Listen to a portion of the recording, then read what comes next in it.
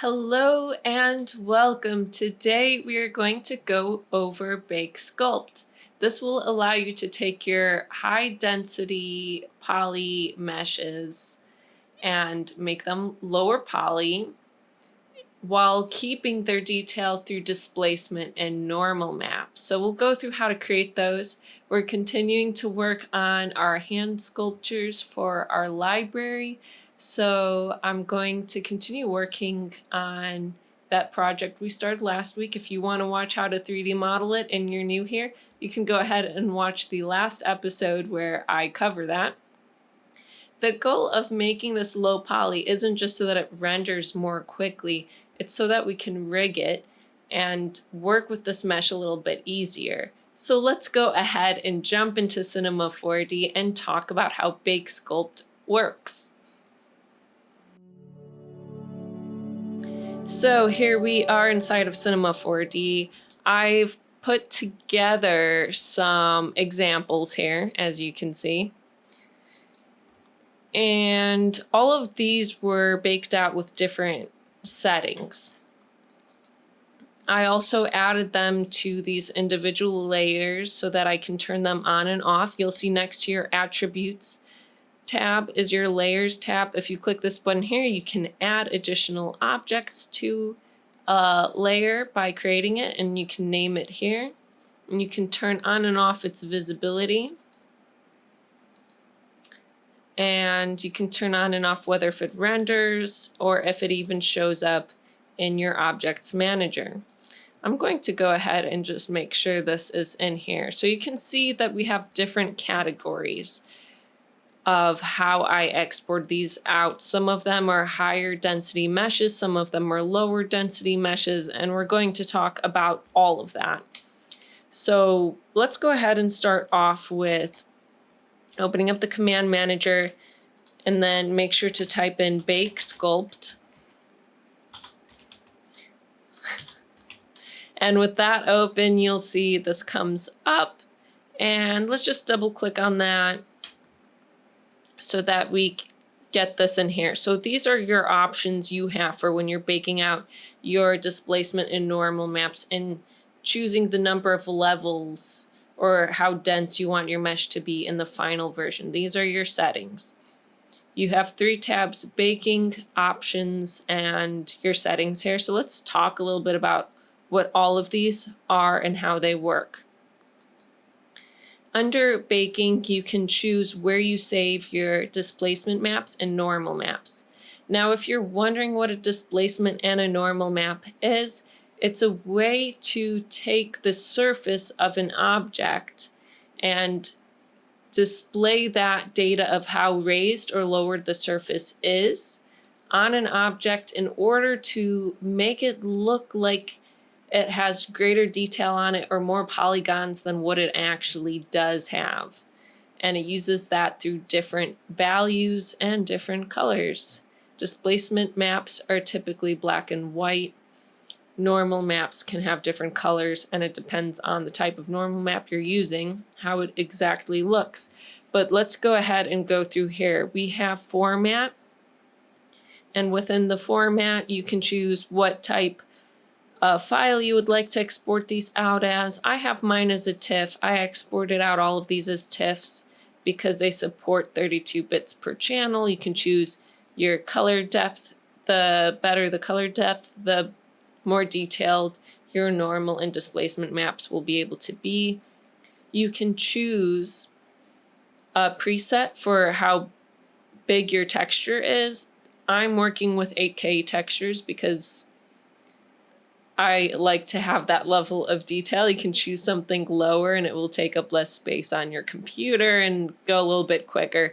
But I wanted something nice and detailed here, so I went with the highest number. You can also enter these in manually, width and height. So when we're referring to these textures, let's just go ahead and open up this texture here. You can see that this is the displacement map that I am working with. And I have it saved to a folder in here. So when you're choosing you can choose where to save your projects. And you can see that this is grayscale. Now, if I click on one of the normal map options in here for the textures, you can see you have different colors in here and it exports a little bit differently.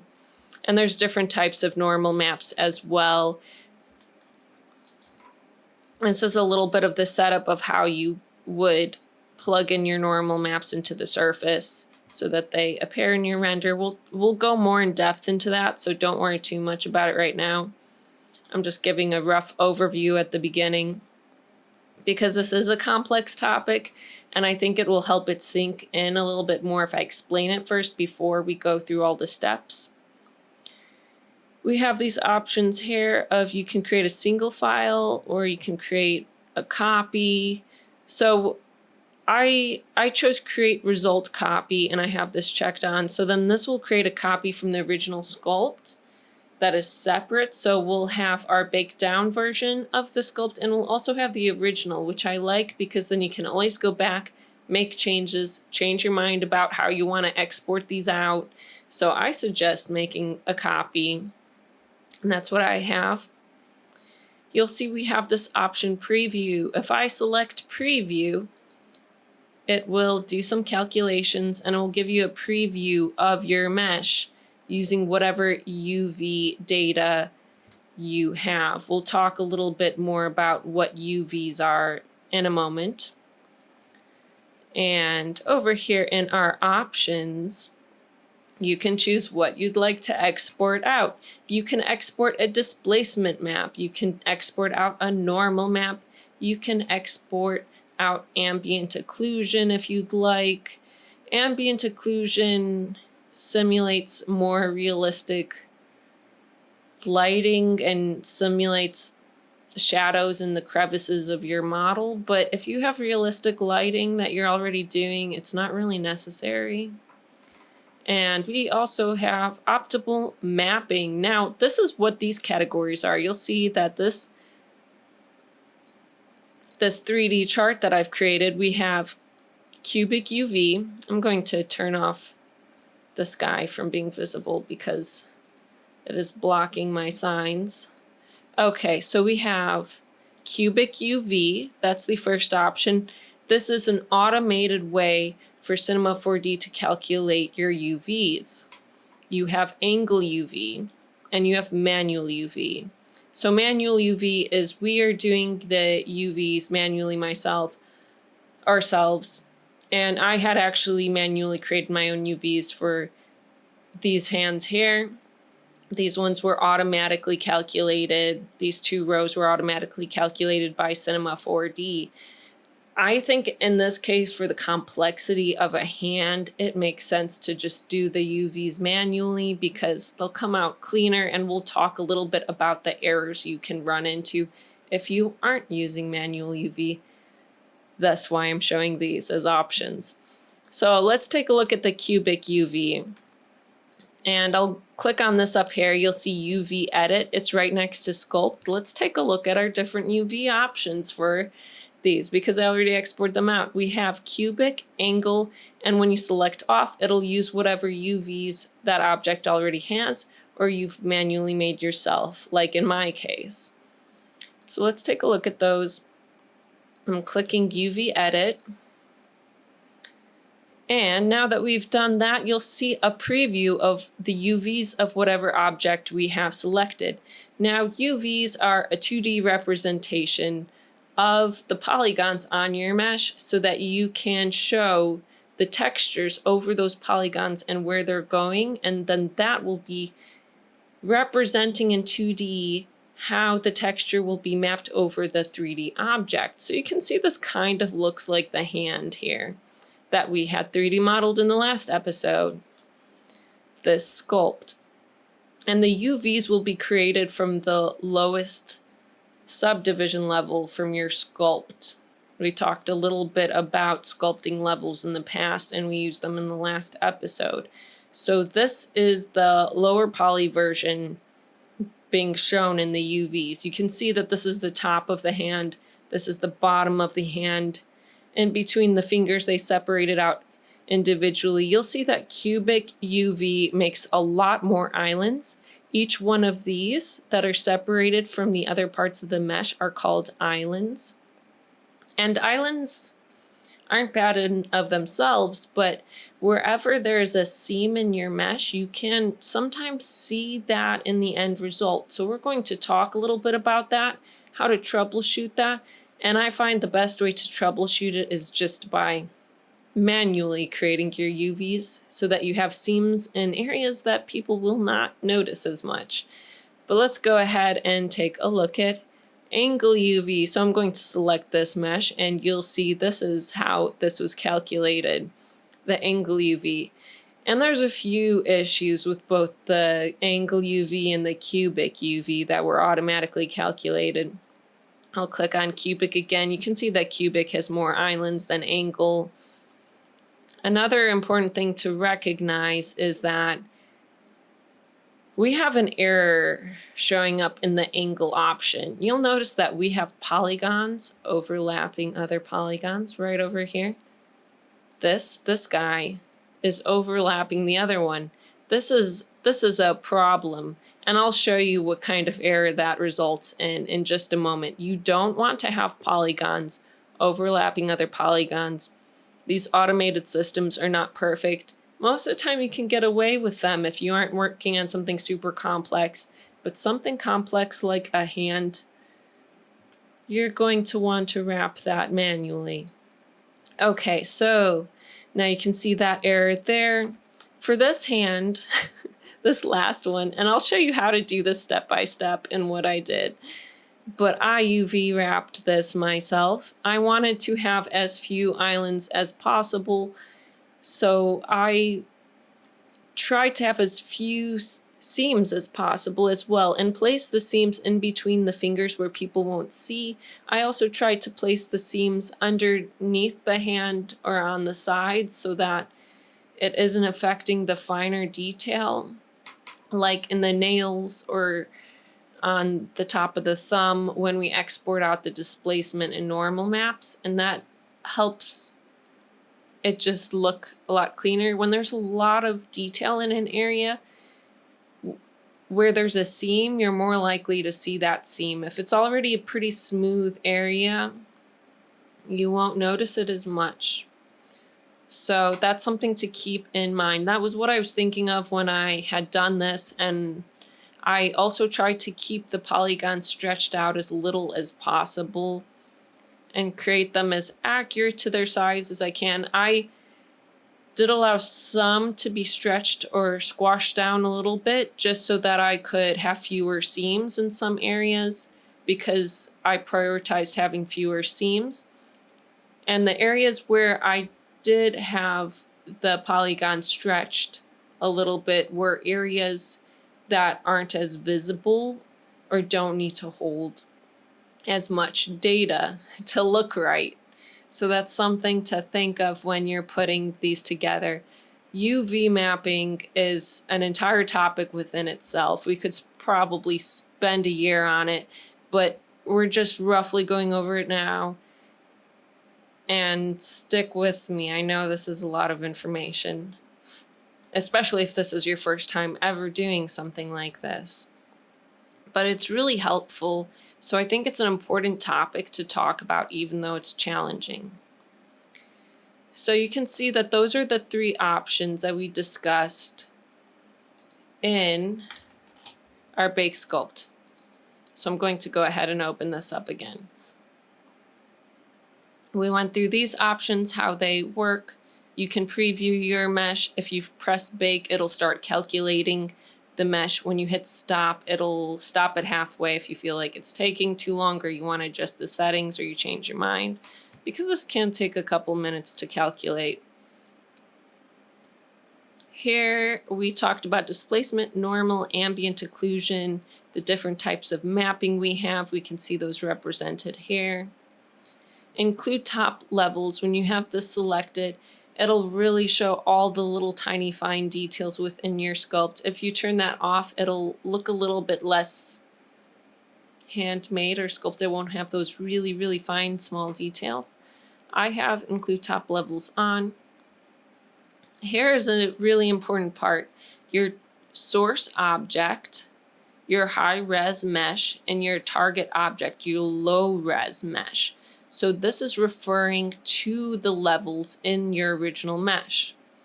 So if we select the sculpting tag over here and we view our layer manager, you'll remember that we had created 6 levels for this hand. So this is our base mesh. This is the low poly version at level 0. And then we subdivided this 6 times, thus 6 levels.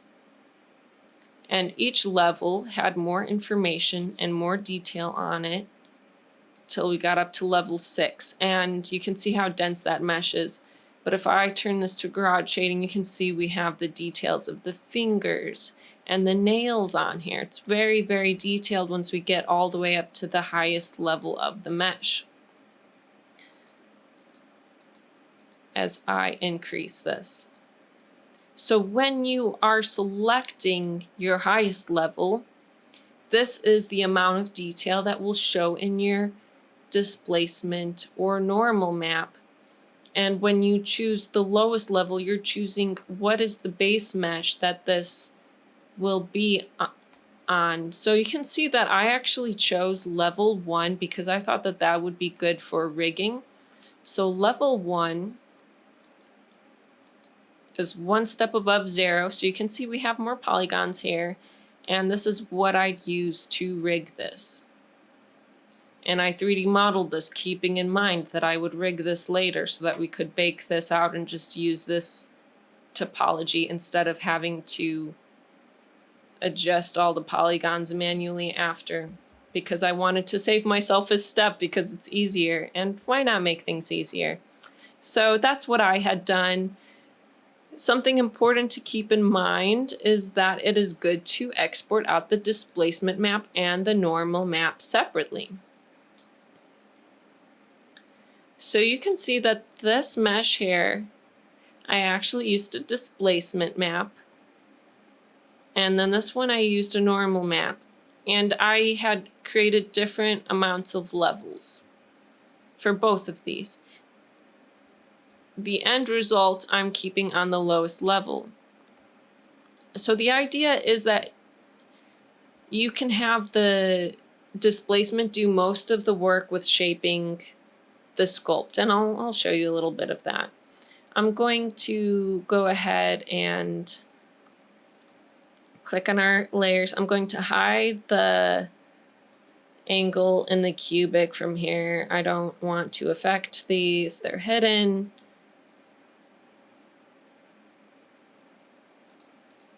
I'll just turn off everything. I'm turning off more than what I need to, but that's fine. Because I want to show you this. And I'm going to click save because we're going to render. And I'm not sure how that's going to go while I'm recording and rendering at the same time. So let's go ahead and hit the IPR button and hope this doesn't crash.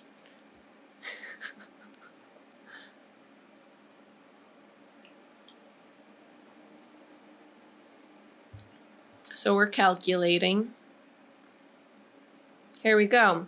I need to turn on our sun again so that we can see this a little bit better. Here we go. We have some hands here. Now you'll see that this is our first original mesh. This has no normal or displacement maps. It's just our high polygon count original that was baked down. This is our displacement map. You can see that it is a lot more detailed than that base level 1 mesh, but it has much of the form in there.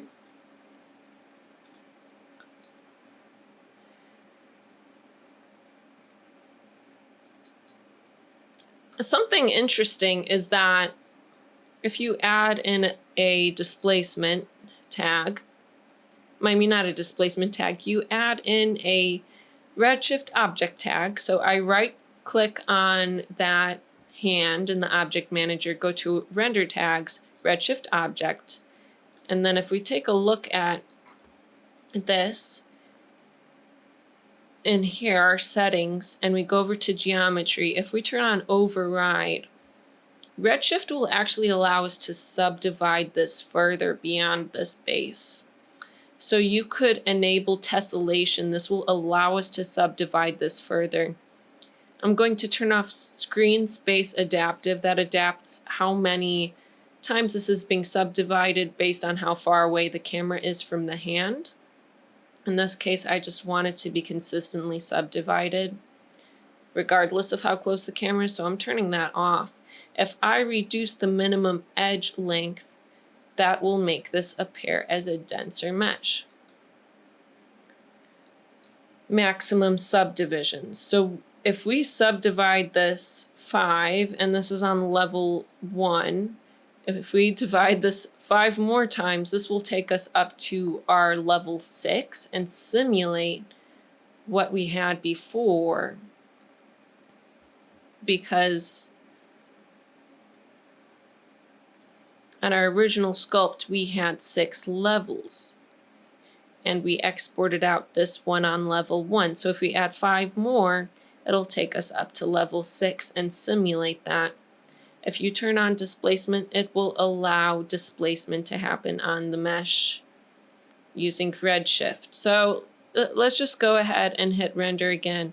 I'm going to save one more time, just in case. And we'll hit render and wait a bit. And you should be able to see more detail show up in the hand once I do that. Okay, so now you can see that we're already starting to see the nails now. We can see the knuckles a little bit more. We're getting some more detail in here. It's not a perfect mesh, but you know, it's starting to happen. Another option is the normal map. So let's just go ahead and turn that off here for a moment. So this is our normal map.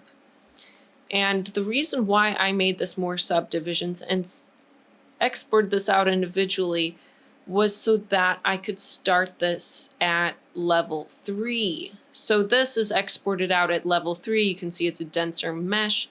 And the reason why I did that is because we can put both the normal map and the displacement map on one mesh while keeping a lower subdivision count. So if I have the displacement and I have this set to be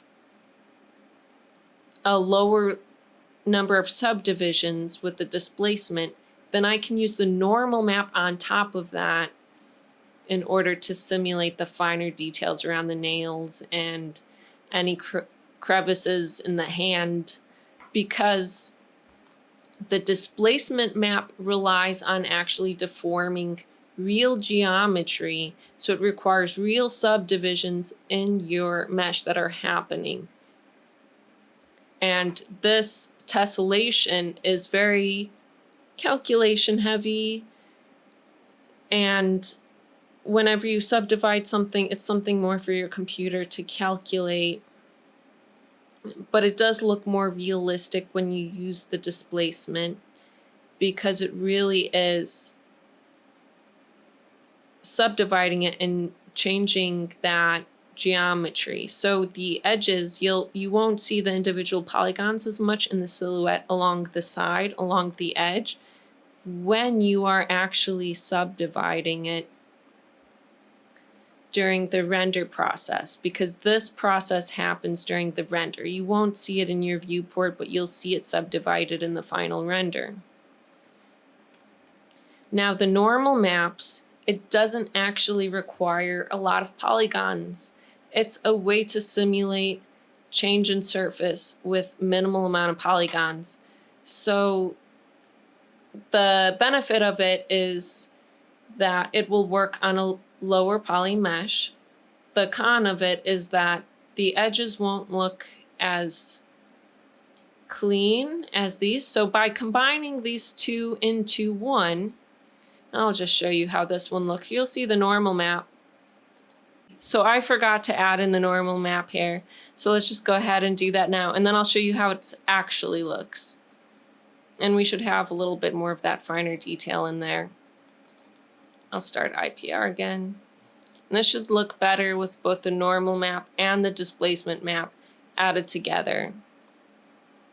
So you can see we have those smoother edges created by the displacement, and then we have those finer details along the hand that may have been lost otherwise if we didn't have the normal map.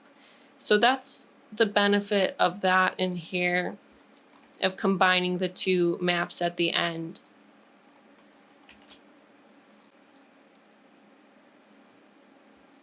There we go. So I'd like to show some more of the options here. That's what this is referring to when it says levels. That's what you're baking out. You have these final settings here. And these are really important, actually. If you choose round geometry on, it will smooth things out for your displacement. Right now we have this set up for displacement, so we'll talk about the displacement settings first. You have other options here, different types of displacement maps. The important thing to keep in mind is that the RGB XYZ object option works well for meshes that aren't going to be deformed or rigged. The tangent option is best for when you're going to rig something later. So in this case, I made sure to use RGB XYZ tangent so that we can rig this later. So that's something important to keep in mind. Now let's turn on our normal, and once we select normal map in here, you'll see we have additional options for the normal in the settings tab. Here you can choose tangent or object. And Redshift supports both of those. So let's go ahead and look at the options in here. In here, in Redshift, when you create a material and you use the bump map node, you can select the space in here, input map type. You want to make sure that this matches what you have in here as your input map type. So if we are using object, we want to make sure to use the object space. If you're using tangent, you want to make sure you choose tangent from here. So these two need to match, those two drop-down menus. And another thing important to keep in mind is that I found in my experimentation that I actually had fewer ridges when I chose the object space normal instead of the tangent space normal. It looked nicer, at least for me. So you can try out the different options and see what you like. You don't really need to worry about these options here. They're just different options of how you could export your map. The default works well for Cinema 4D and Redshift, so I'm not flipping any of these, but you have the option to flip the X direction, the Y direction, the Z direction, and so on. This continue UVs option, so we talked about that there are seams in your island. When we go into UV edit, there are seams. And this kind of gets sewn together across your object to simulate the texture. Now there's something important that I want to point out to you, because we were talking about a potential error you could run into with this. So I'm going to show you that error with the angle UV. So I am showing this now, and I want to make sure that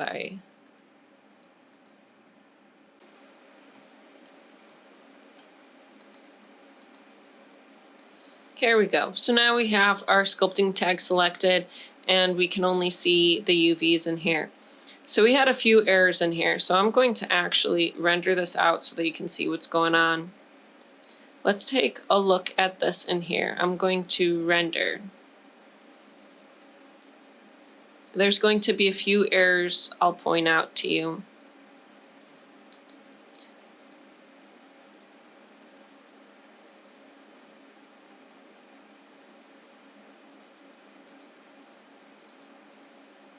Going to make sure we have smooth subdivision on. It's going to recalculate a little bit smoother. So we have errors happening. The first one is over here. We have some spiky polygons.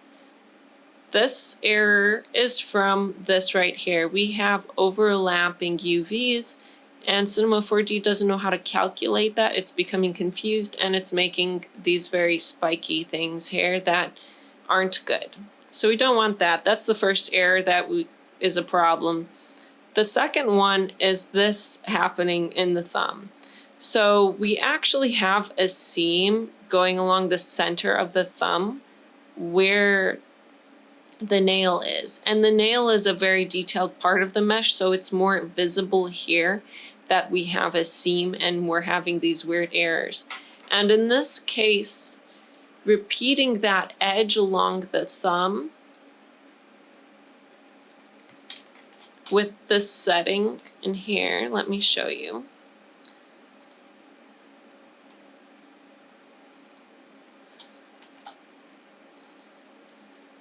Even with the option of continuing the UVs or repeating the pixel border along the edge to hide those seams, even with that, a seam is showing up. So sometimes it's just better to fix the UVs all in all together. Although those options are in here to try to prevent those kinds of errors, they're still appearing even while we have them turned on, which means we just need to adjust this manually. So that's why you do UV mapping, is to fix those errors. So I wanted to show you what goes wrong potentially when things aren't right. It also helps to prevent errors by keeping a pretty smooth sculpt to begin with.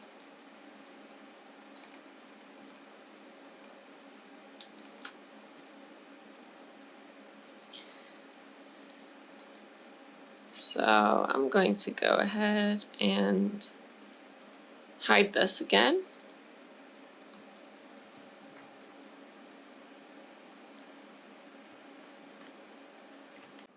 So now that we took the time to go over all the options for when you bake a sculpt, we're going to show how to fix those errors that I talked about.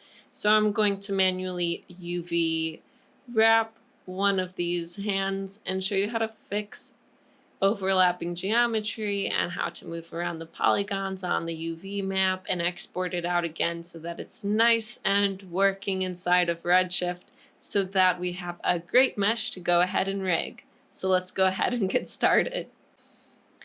So here we are again. I'm going to turn back on some of these layers and go back into standard mode.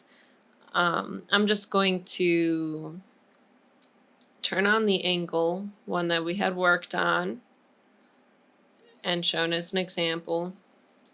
I'm going to grab this original. So this is our original sculpt. And we talked about a few ways to troubleshoot things. So I'm going to go back into sculpting mode. The first option that we brought up, if things aren't looking right in the displacement and normal map, is sometimes just smoothing things out a little bit extra helps. I'm going to turn on garage shading. So we're going to go in here and we're going to smooth out the pinky, just using the smooth brush here. And that tends to help when it comes to time to export. So that's the initial thing we need to do, is just make sure we have a good base to work off of that is nice and smooth. Do the same here.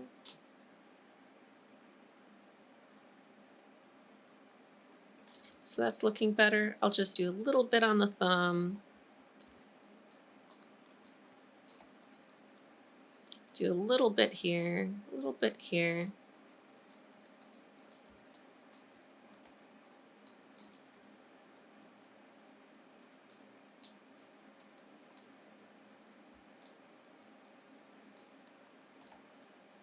I'm going to turn off these so that we don't have such heavy shadows on here. I'm going to reduce our strength to something really, really low and just Smooth this out a little bit, just in case.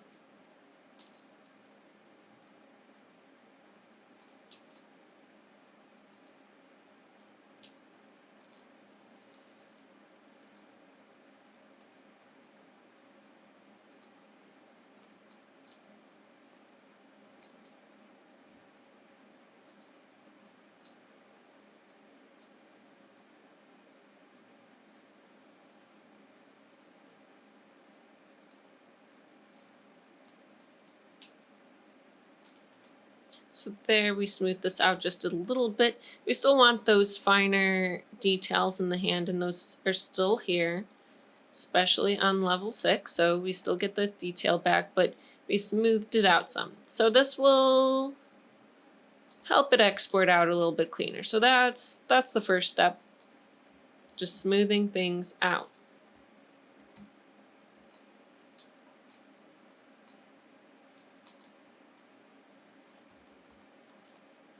And that'll troubleshoot a lot. Now, going to go ahead and copy this mesh. So Control C or Command C on a Mac. I'm going to go into this new scene over here. I'm going to paste. Now we have this over here.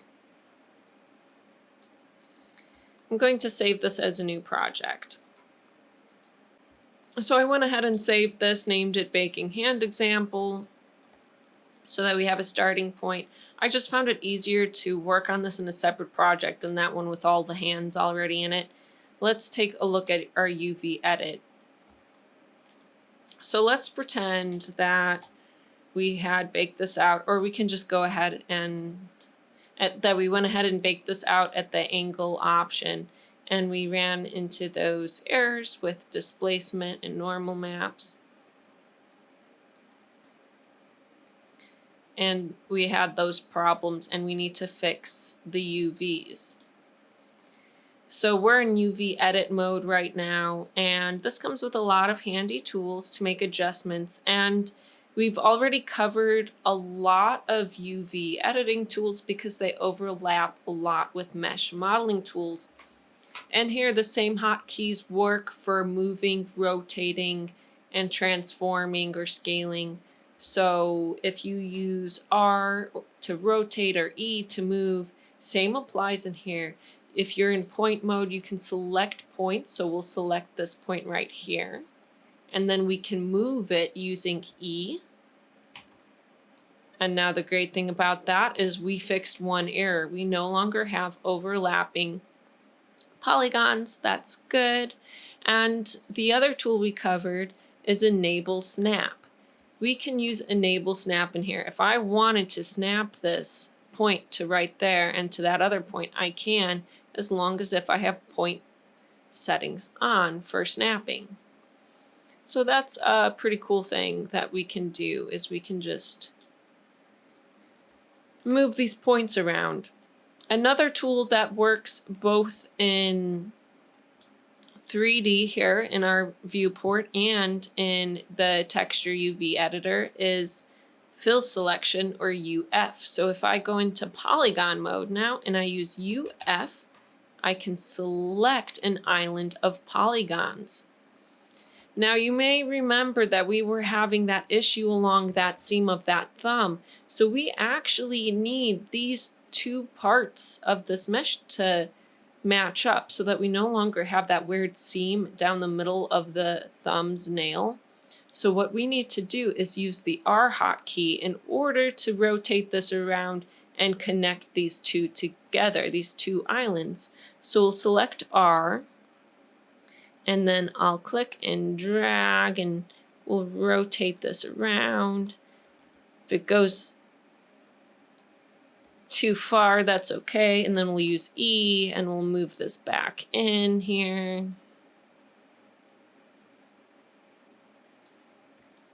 And we'll rotate it around some more. Now this is looking better. So we're missing some more stuff in here. And you'll notice that as I'm selecting things in here, you can actually see them highlighted in 3D. So I have this bottom part of the hand selected, and you can see exactly what polygons I have selected. So we have this part of the thumb, and it needs to connect with this part of the thumb. But you'll see at some point along here, we have these missing polygons in the center. So if we want to connect this edge so that we don't have a seam running along here, we'll need to do that. And we need to find these polygons here. So sometimes if I'm looking for a polygon, I'll just highlight them and then I can find them. So you can see that these center polygons actually would be down the center here. So we could even connect those with these two parts of the hand and have one full shape connected not only where the thumb splits, but where this splits apart so that we have fewer seams. So what I'll do is I'll use the fill selection. The hotkey for that again is UF. I'm going to select this here and I'm going to rotate it around. And now we can use the E hotkey to move it on in here. And now none of these are really connected, but we can connect them. So that is of no concern here. Let's take a look at this. So I like to double check that I'm connecting the right parts here. So a lot of times I'll click on the points. I'll click on this point here and I'll click on this point here. If they both highlight in the same area in 3D, we know that they should be connected. And those look like they should be connected. So I'm going to use UF in polygon mode, and I'm just going to move these a little bit closer together with the E hotkey. And then I'm going to rotate just a little bit using R so that we really get these thumbs in close together before we start connecting any points. Now this will cause some distortion in our mesh, which is not good, but what is good about this is that we'll remove those seams. And right now those seams will be a lot more noticeable than the distortion. So I'm going to use E with the enable snap on, and we're going to snap these points together. I'm going to select this point. I'm going to snap it with that one. You can see that there's no longer a white line there, because now there's no longer a seam. And you can see everywhere that there's a white line along an edge in here, that is a seam. So this is now blue, so it's no longer a seam, but we still have a seam here in 3D. Now if I connect these 2 points, that seam will change from white and it'll look blue again, like that. And that's how you can see your seams both in 3D and 2D. In your UV editor. I'm going to move this in closer, and then I'll move this in.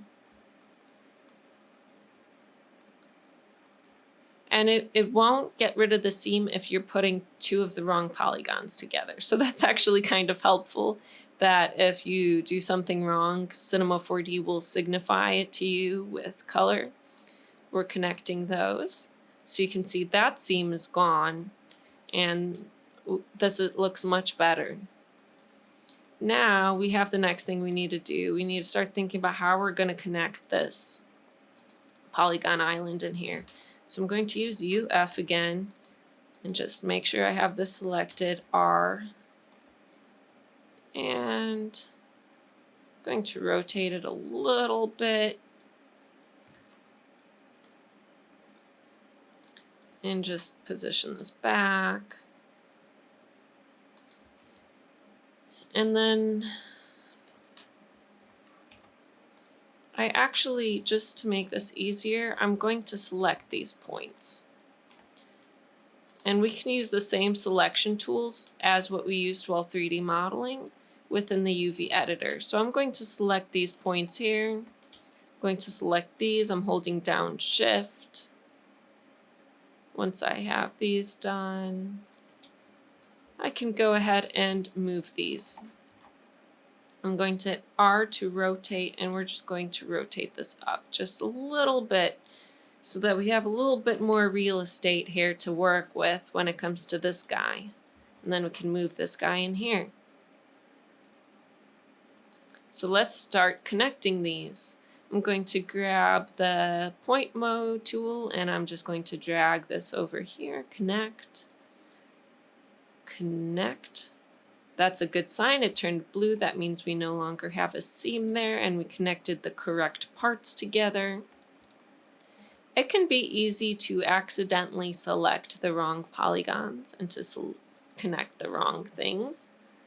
I'm going to move those together. So it's really nice when you can get that visual signifier that we did it right. You can see how this can be a little bit time consuming, but that's really okay. It feels kind of meditative to me to go through the steps and to connect these and create these UV maps.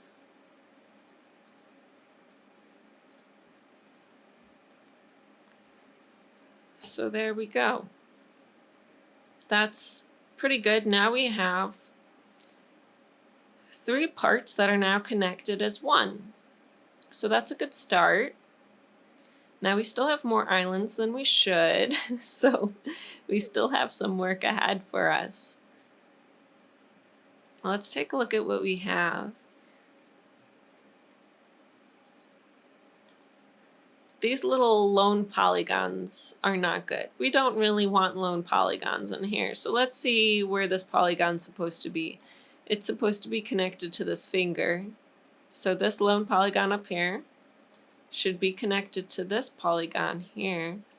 And this is the top part of the hand, so we want to have the fused seams on the top.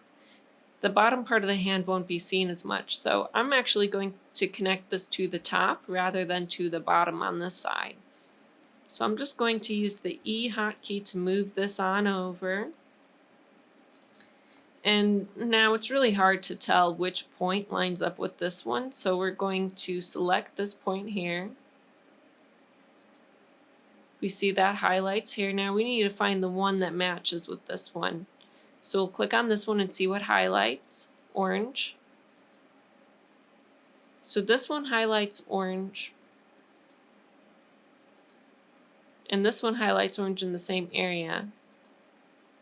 This one is on the other side. So we actually need this point to line up with this one here. And I'm checking this in 3D in the viewport. So I need to select this polygon and I need to rotate it.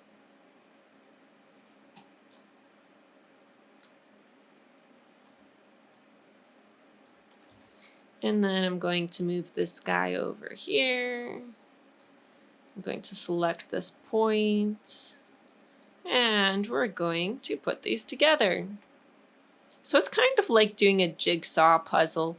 And now we know we did it correct because we see the blue line. So that is a good sign to see. Let's take care of our other lone floating polygon over here. That needs a friend. So this is our very lonely polygon, and you can see it's supposed to be with the pinky.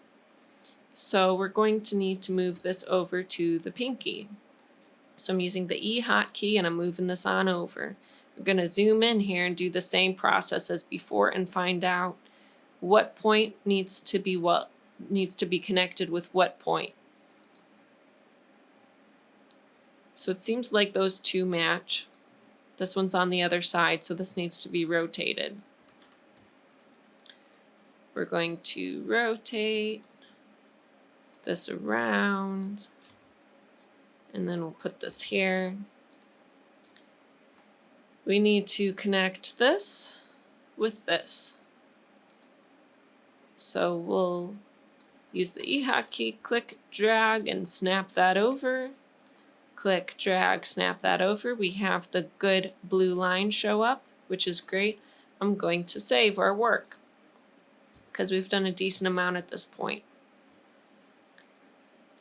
Now, sometimes I'll just go ahead and use UF so that I can select polygon islands and see exactly where they connect to. So that connects to the inside of the finger. This connects to another finger. This connects to the outside of that finger.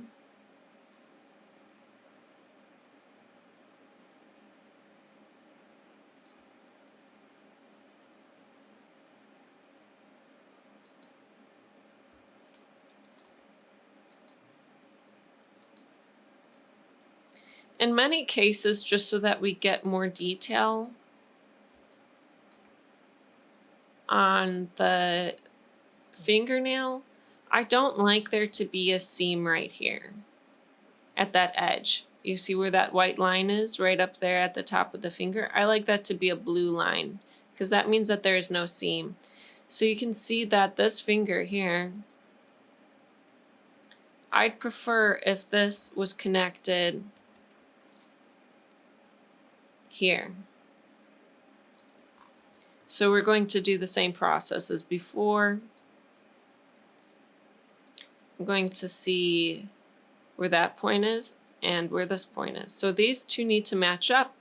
I know this is a little bit repetitive. We're going to rotate.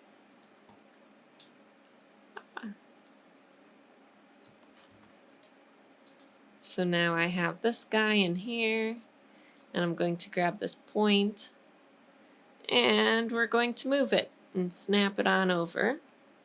If we did this right, we'll get a blue line. If we did it wrong, we won't get a blue line. So we need to get a blue line, and we did, so that's good. So now we have the fingertips looking pretty good, except for right here on the thumb. So let's find where this guy is. This guy needs to go at the tip of the thumb, so we're going to use E, and we're going to move this lone polygon over here, and we're going to select points to see what they line up with. So we have this point over here, and we need to find its matching point. This would need to line up with this point. So we're going to need to rotate this round quite a bit. And maybe I rotated it too much. Let's double check our work and make sure we rotated it the right amount.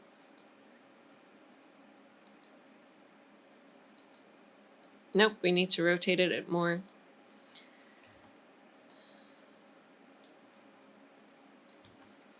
I'll double check again.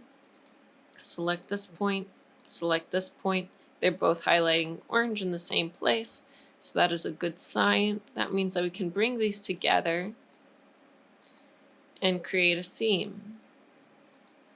It's kind of like origami. We want this to unfold in a way where we don't see as many seams.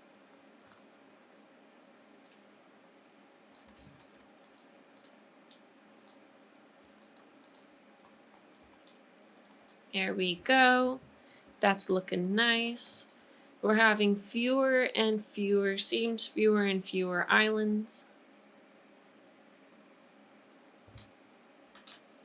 I'm going to save our work.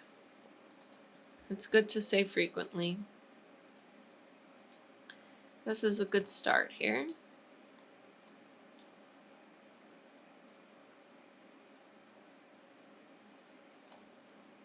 I think it's a good exercise to attach some of these together and reduce the islands we have even further. So I'm going to go ahead and here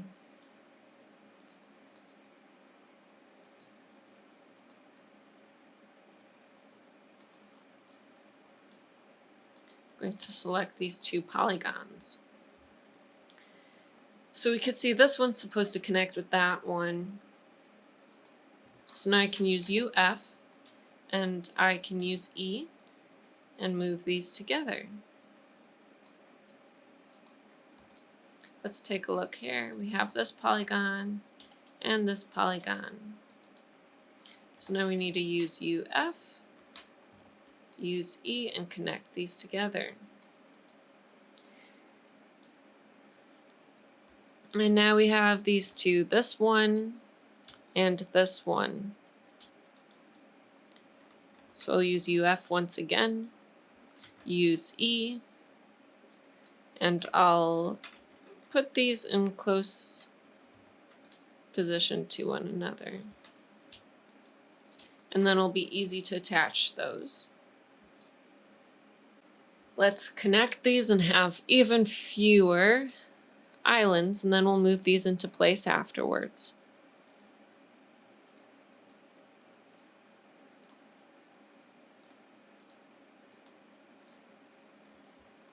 So that's the first one.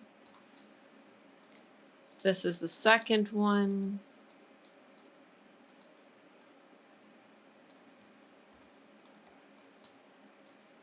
This is the third one.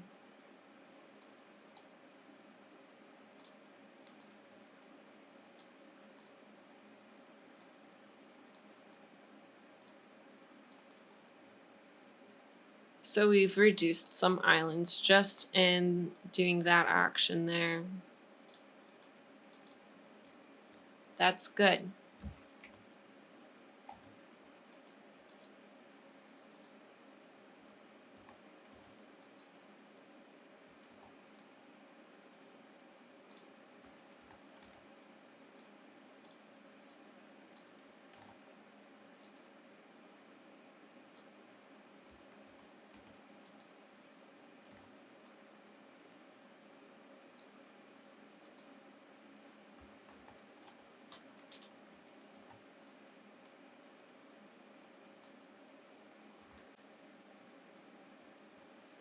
It would be really nice if these were connected to the arm so that we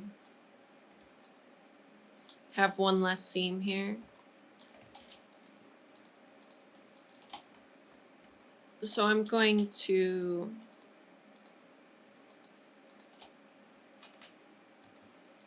separate that from this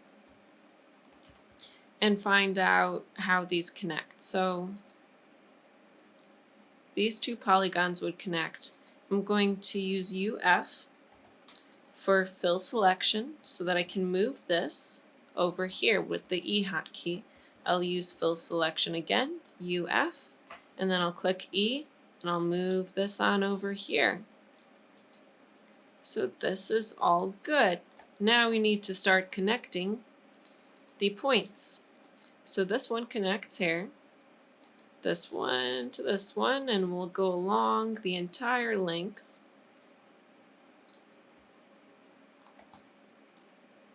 To make sure this lines up appropriately.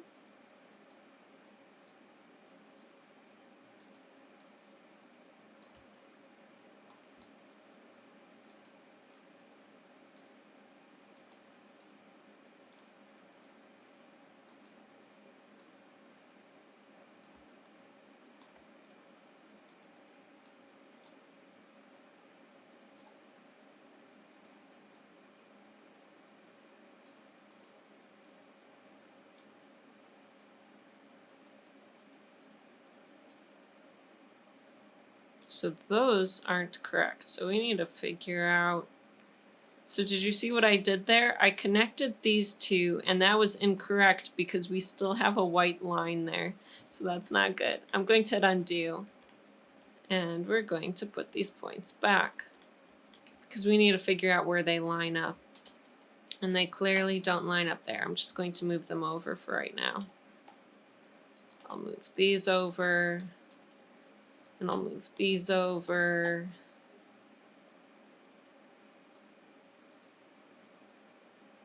We'll connect. I don't think that people often show on YouTube the entire process of doing something like this because it is very tedious. But there's been times I've wished that someone would just show me how they do it so that I could learn from them. So that's why I'm showing the entire process here and letting you know what I'm thinking as I'm doing.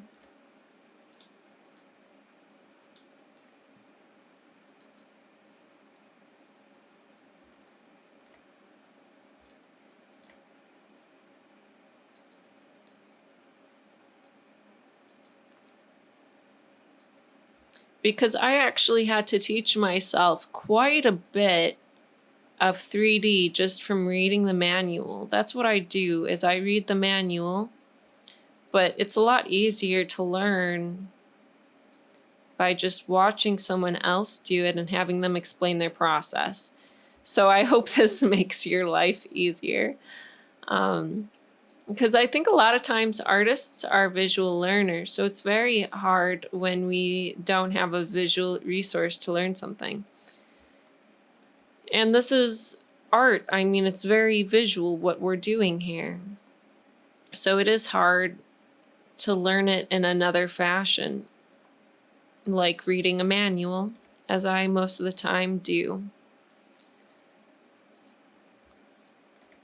So even though this is tedious, this is the process. And if you want to know the process, I really shouldn't edit it out like most people do. So here we are. That is the first section. But I also find it interesting how many times the tedious things are also the most relaxing and they're the most meditative. So that took a while, but I think that it's well worth it. Now you'll see we have some stretched polygons in here. So we'll need to adjust that. I'm just going to save this real quick. So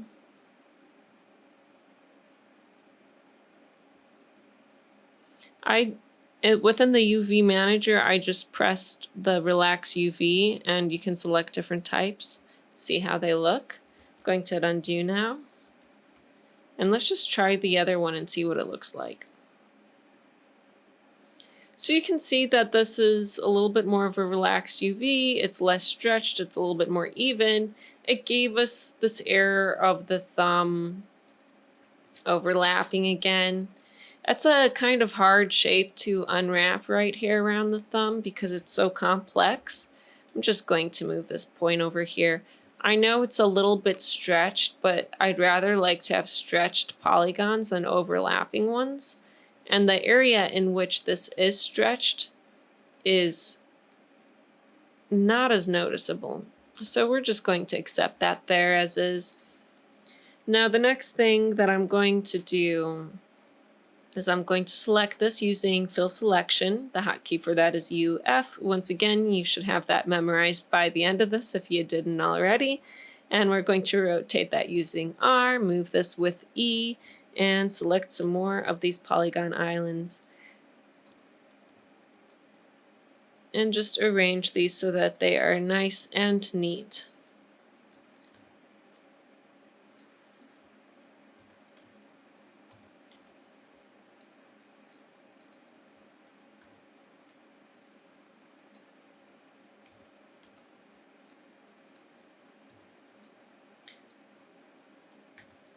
Just moving all these polygon islands. This one, I think we can scale up just a little bit with the T hotkey just because we have room for it, honestly, and we might as well make use of the real estate we have in here. I think this looks a lot better. We can probably even scale up this a little bit. The more we scale this up, the more detailed our maps will be able to be because we'll be able to get more pixels on the surface. Because this square is made up of those pixels we discussed in here. So when you select the width and the height pixels, you're selecting the number of pixels here for each map when this is adjusted. I'm going to go ahead and hit save. This is close enough for me right now. And I'll close out of here, go back into standard mode.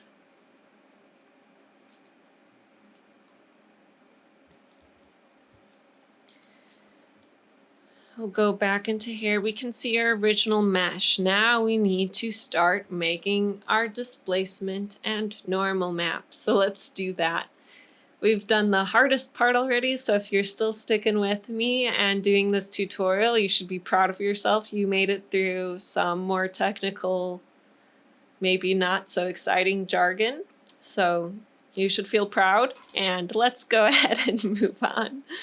So let's open up our bake sculpt settings. Now we can change this from angle to off because we have a much nicer mesh to work with.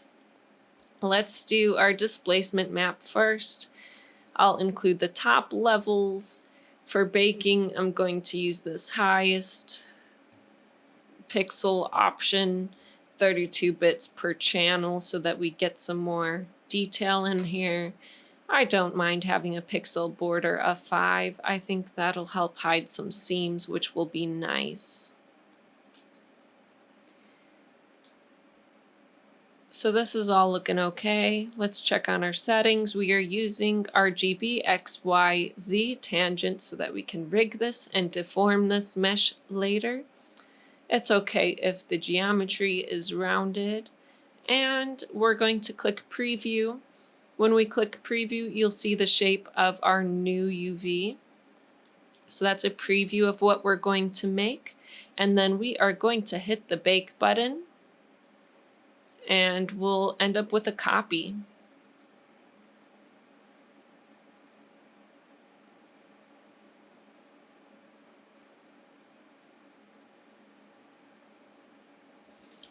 So this will take a minute. It'll take a little longer for me since I'm recording at the same time I'm doing this.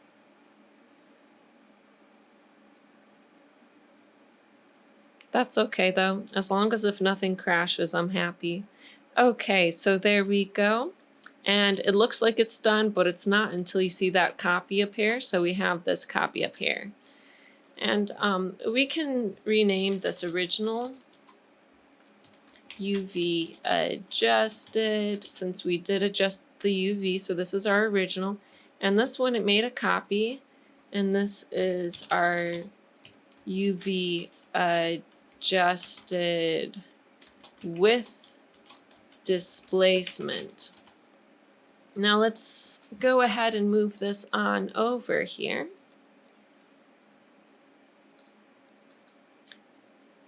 You'll notice that for these settings we used 0. So this is pretty low poly. You can get this as low poly as you want. In this case, I feel like this is almost so low poly that I'd actually prefer some more polygons for rigging. This is a personal preference. This is an art form because it is a lot of it is based on your gut feeling of what feels right in the way to do it and from your experience of doing something so many times. But I found that I actually liked it when it was on level 1, so one more subdivision higher. So I'm actually going to bake this out again. So I'm going to delete this here and bake it out one more time so that it has the settings that I'd like. Now that I'm thinking this might be easier to do on the level 1 version, we have displacement selected, we have create copy, that looks good. I'm going to rename this file. So I'll name it hand UV 2 tutorial. And we'll do something like that. And I'll hit save. I'll delete the old texture that was made in here. And we'll bake this out one more time. If you ever want to stop it from baking part way, remember that there's this stop button here. You can stop it. And that'll cancel the calculations. And here we are. We have our copy over here. I'm going to move it on over. So you can see this is a slightly denser mesh. It's subdivided once, but I think that this looks nicer. And we have this. Now something you'll notice is that this defaults to the older version of Cinema 4D textures. So if you're working with Redshift or another renderer, you're going to need to convert this. So I need to convert this over. But you can see that our displacement texture is appearing in here. We can see it in there. So that's a good start. I'm going to click this arrow here so that I can click on Material, Tools. I'm going to select Convert and Replace All Materials. And it'll adjust. And you'll see that now this is a little bit of a newer version, but it's actually the old shader graph version of Redshift, and we want this to be updated to the new node system. So we're going to need to update this one more time. So we'll go into Material, Tools, Convert and Replace with Nodes. And that'll convert the old one to here. And I'm going to save this before we potentially lose it while rendering. Oh my goodness. I'm going to go ahead and render this. I'm going to drop in a Redshift Sun and Sky rig into here so that we can see the hands. I like to rotate it a little bit so that we get a little bit more shadow and we can see the surfaces a little bit better. So you'll notice that this isn't coming out super detailed yet. And the reason why that is we still need to add in a render tag, Redshift object tag in here. I'm actually going to stop this from rendering for a moment just so that I can click override within the geometry tab. I'll select enable. I'll turn off screen adaptive. Since this is already subdivided once and we have a total of 6 subdivisions, we can reduce this by 1 over here so that we have 5. And then you can see what this will look like with the 5 subdivisions. I'm going to reduce this a little bit. And the reason why this isn't looking 100% is we need to turn on displacement. So that'll help take it to the next level. So now we have the displacement working on top of the tessellation, which is Redshift's way of subdividing. So let's go ahead and work on creating the normal map and the settings for that, and then we could overlay that on top and it'll look a lot more detailed. We have smooth subdivision turned on, so that's good. I'm going to try Catmull Clark only to see how that looks. You can try the different methods for subdividing. And let's go ahead and do that. I'm going to turn off the render, go back to our original, and this time I'm going to pull up the Bake Sculpt. If you want, you can even add this tool right here so that's easier to click on. You can also find this tool in the Mesh menu under Sculpt, Bake Sculpt Objects. I'll go ahead and click this here. And we'll take a look at these settings. This time we want to use a normal map. So I have normal map turned on instead of displacement. We're using our custom map.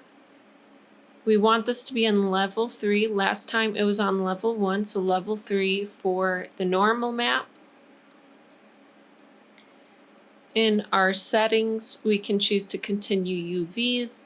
That'll help hide some of those seams a little bit more. We have the option of object or tangent. Both of these work. I'm going to keep mine on object. And if you'd like, you can preview it before you do this. And then whenever you're ready, select bake, and it'll go ahead and calculate.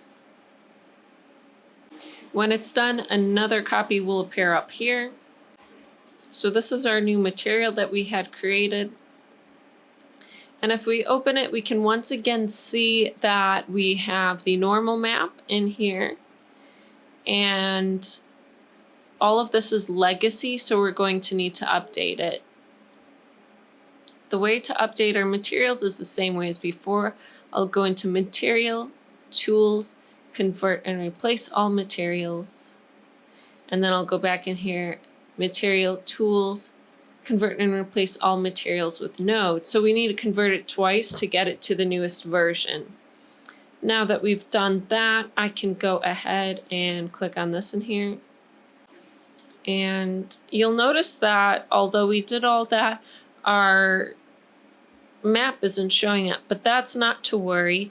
What we'll do is we'll do this manually. I'll type in bump map and we'll drag and drop this in here. We are going to be using the object space normal, so we'll adjust this in our bump map settings. Once we do that, I'll just drag and drop our texture into there.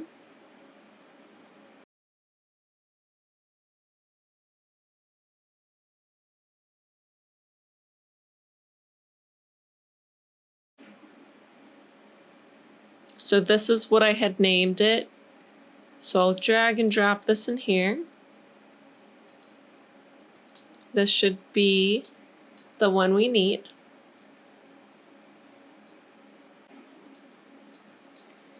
I'll connect this to the input here, and then I'll connect this to the bump map here. So we can go ahead and test this out.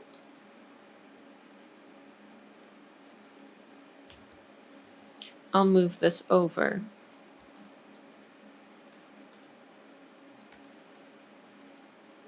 We'll render it so we can see what it looks like, the final. It'll take a few seconds to update.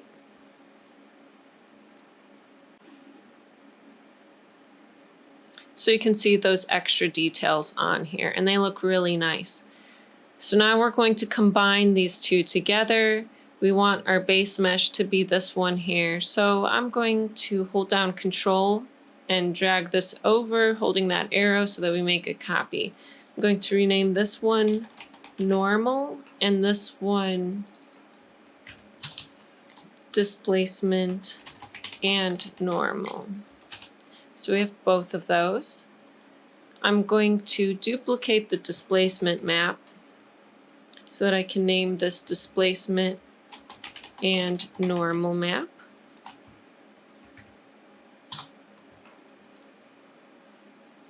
I'll go ahead and make sure this is the one for this. The texture in here, I'll open it up. We're going to copy the normal map from this material. Control V in here. I'll add this in here into the bump map. So now we have a combination of both. With that done, we don't actually need as many subdivisions, so I'll try taking this down to 3, and then that should calculate quicker. I'll also go ahead and turn off these other ones so that we can take a look at it. So when you combine them together, you get the best of both worlds. You get the detail of the normal map, but you don't need as many subdivisions, so it's really nice. And that's our hand. If you want to adjust the material a little bit more, you can. So let's go ahead and do that. We have this in here. If we want to make it more metallic, we can do that in here.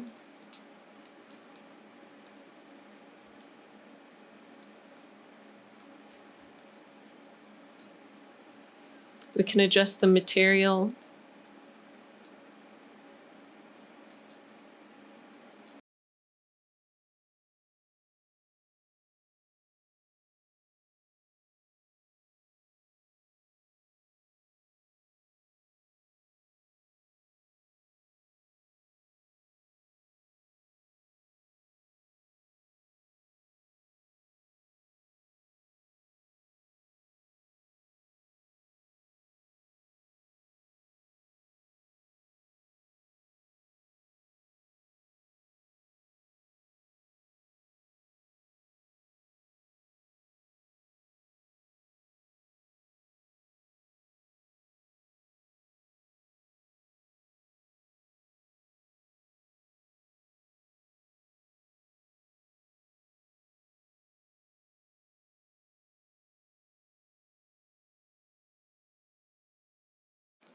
Something that I noticed is that some areas aren't super smooth, and there's different ways you can go about this. So UV subdivision, in some ways when you turn this off, it just looks a little bit smoother in some areas, but then it also shows more facets. So the texture itself looks smoother in some ways, but then we see more facets. So I tried another way of subdividing this instead of using tessellation, where it subdivides just in the render. I went ahead and added in a subdivision surface instead and dropped this into here. Now initially it'll look wrong and it'll have these spiky, crazy things happening. But if you change it from subdivide UVs from edge to boundary or standard, it looks a lot better.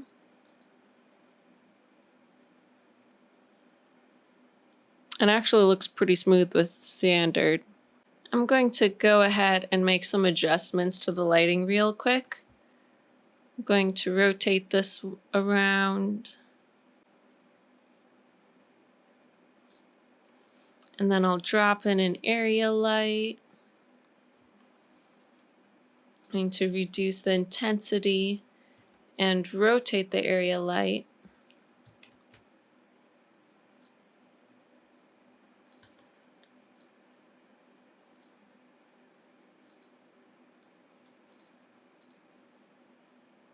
And then I'll change the color to something a little bit more interesting.